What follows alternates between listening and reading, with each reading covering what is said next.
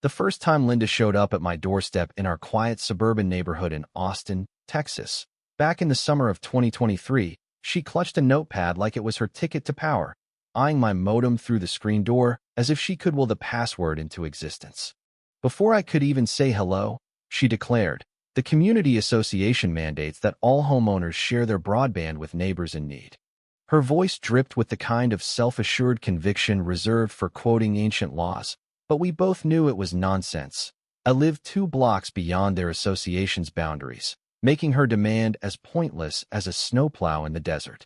I was nursing my black coffee, still in yesterday's sweatpants, my mind foggy from a late-night coding session. "You mean let strangers piggyback on my connection?" I asked, incredulous. She flipped through her notes like a prosecutor. "We've tracked signals around here. Yours is the strongest. It's only right to distribute it fairly." I burst out laughing, convinced it was a joke, some twisted welcome prank. But no, she ranted about her daughter's online art classes needing ultra-fast speeds and how her association fees entitled her to collective assets, which somehow included my gigabit fiber line. I shut her down flat. "My Wi-Fi isn't a charity. No password for you." She froze, unaccustomed to rejection, adjusted her sun hat, and huffed, "I'll report this to the council." She stormed off, nearly snagging her sandal on my doormat.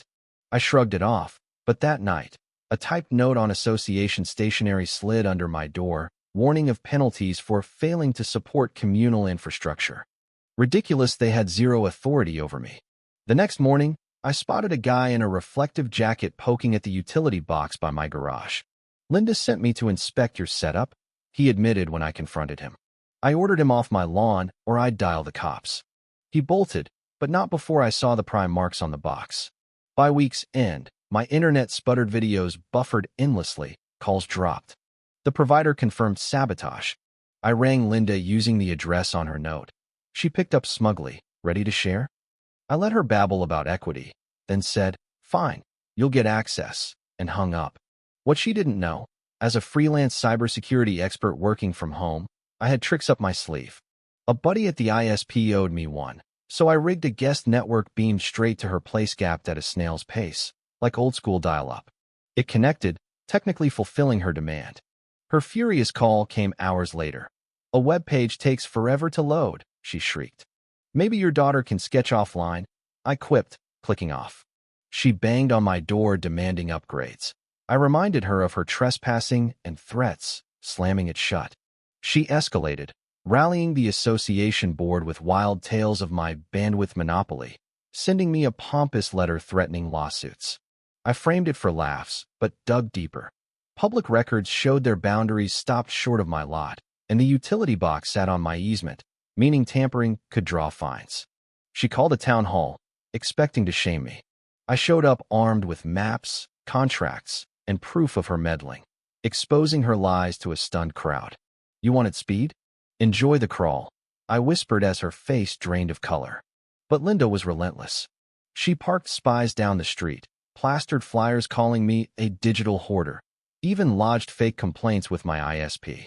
I uncovered her past crusade forcing a neighbor to share driveway space, accusing another of hogging water for a fountain all self-serving. I leaked a fact sheet anonymously. Whispers turned to doubts. Then the real bombshell. My connection died one night. Camera footage caught a shadowy figure, her distinctive gait and boots severing the fiber. I didn't rush to the police. Instead, I tipped off county utilities enforcer Rachel, who traced similar sabotage to association gear. Tensions boiled. Linda installed illegal boosters on public poles, spliced rogue lines to her yard, caught red-handed by inspectors during a safety check she orchestrated. Fines piled up. Her excuses crumbled under evidence. I sued in small claims for damages, winning easily as the judge dismantled her provocation defense. Desperate, she mounted a bootleg hotspot on my box, escalating to felony territory.